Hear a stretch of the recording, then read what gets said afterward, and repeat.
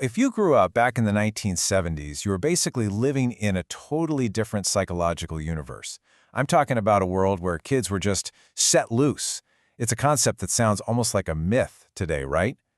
So what we're going to do is dive deep into the psychology of this so-called feral generation and figure out how that unique childhood forged a set of cognitive skills that, well, a lot of researchers say are kind of fading from the modern world. And that wasn't just some old-timey saying, right? That was the daily reality. I mean, just try to imagine a world where your parents had absolutely no idea where you were, for hours and hours, sometimes the entire day.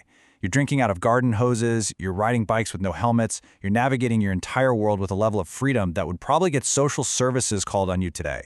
But back then, that was just being a kid. Right. No phones, no GPS trackers, no constant supervision. This complete and total lack of a digital leash is really the core of what we're talking about today. So the big question we're tackling here is, how did this environment of just radical freedom actually shape an entire generation's brain? What were the psychological consequences, both the good and, yeah, the bad, of growing up on your own? Okay, let's get into it. Okay, so first things first, we gotta reframe what this independence really was. For a lot of kids, it wasn't neglect, it was more like a crucible. It was an environment that, according to what we now know from neuroscience, was actively building a different kind of mind, forging what you might even call psychological superpowers. And you know what? There's some really cool science behind all that nostalgia. The key idea here is something called self-directed neuroplasticity. Basically, what it means is that when a kid had to figure something out on their own, everything from finding a shortcut home to working out a fight with a friend, their brain was physically building stronger pathways for things like executive function and risk assessment. They weren't just learning to be independent, they were literally wiring their brains for it. And this chart, man, it just lays out the difference so clearly. Research shows that the 1970s brain, which was constantly forced to calculate risks and solve actual real-world problems, it developed this really robust executive function. Now you compare that to the modern, more supervised brain, which studies are suggesting is linked to higher anxiety and weaker decision-making skills. Why? Well, probably because that problem-solving muscle was never really exercised on its own. All right, let's talk about something that sounds, well, completely bonkers today. The incredible value of being bored. Like truly soul-crushingly bored, with no iPads, no streaming services, and like 3 channels on TV. Kids in the 70s had to just stare into a void of stimulation, and as it turns out, that might have been one of their greatest psychological assets. And the science here is just, wow. When our brains get bored, this system called the default mode network kicks into gear. Think of it as the brain's creative engine. And because 70s kids were bored so often, their brains spent a ton of time in this state, which forced them to invent their own games, build forts, and create entire worlds out of thin air.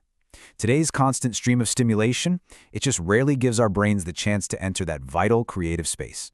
This whole experience also built what you could call the analog advantage. Life was, well, entirely analog, and that grew a very specific set of skills. First up, social intelligence. Without a text message to hide behind, you had to learn how to read faces, tone of voice, and body language to sort out your problems in real time. Second, patience. You had to wait for your favorite song to come on the radio, or you had to save up your allowance to buy an album. This built a tolerance for frustration. And third, you've got memory. You actually memorized phone numbers and how to get from one place to another, which strengthened parts of the brain in ways we just don't anymore. So what this all boils down to is a really important concept called adversity inoculation. Falling off your bike, getting into a scuffle on the playground, getting rejected by a friend. These small, survivable failures, they built the kind of psychological immune system. It taught them that, hey, failure isn't the end of the world, and that created a level of grit and resilience that psychologists tell us is absolutely essential for long-term mental health. Okay, but before we all start wishing we grew up in the 70s, we have to hit the brakes, hard. Because this romantic, sun-drenched image of freedom, it hides a much, much darker reality for a lot of people. This wasn't a paradise for everybody, and it's so important that we look at the unseen dangers that came along with all that independence. I mean, let's really sit with that for a second. When we talk about how resilient the people who thrived were, who are we forgetting? Who are we leaving out of that story? That same freedom to roam was for some kids a terrifying vulnerability to dangers with absolutely no adult safety net anywhere in sight. The reality is, for every story of a character-building adventure, there's another story of straight-up neglect, mental health problems, learning disabilities. They just went undiagnosed. Kids who were struggling were just labeled bad kids. Bullying could spiral completely out of control with no one to step in. And that constant pressure to be tough, well, it left some pretty deep scars on the kids who couldn't just walk it off. And this quote right here, it absolutely nails the problem. There's this thing called survivorship bias. We celebrate the amazing stories from the people who came out of this era strong and independent because, well, they're the ones who are still around to tell the tale. We don't hear from the kids who are seriously harmed by that lack of supervision and support. And you know that whole toughen up mentality, it came with a pretty steep psychological price tag. That relentless message to just suppress your emotions, to never cry, it created a generation of adults who are incredibly resilient on the outside, but often really struggle with emotional vulnerability. A lot of them learned how to endure pretty much anything, except for asking for help. So where does that leave us? How do we put these two, completely opposite pictures together? The story of a 1970s childhood isn't just one of strength, and it's not just one of trauma.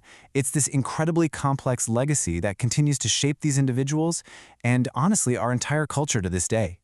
Look, the psychological footprint of this childhood it's undeniable, and a lot of it is really positive. Research shows this generation tends to have a much higher tolerance for uncertainty and a much stronger sense of self-reliance. I mean, these are the people who stay calm when the Wi-Fi goes down because they have this deep, ingrained memory of a world that worked perfectly fine without it. And this right here, this explains so much of the culture clash we see today. If you're from a generation that was trained to just endure hardship quietly, then modern concepts like safe spaces or taking a mental health day can seem, well, totally baffling. It's not always a lack of compassion. It's a fundamental difference in the psychological software they were raised on. Their whole framework was built for endurance, not for emotional protection.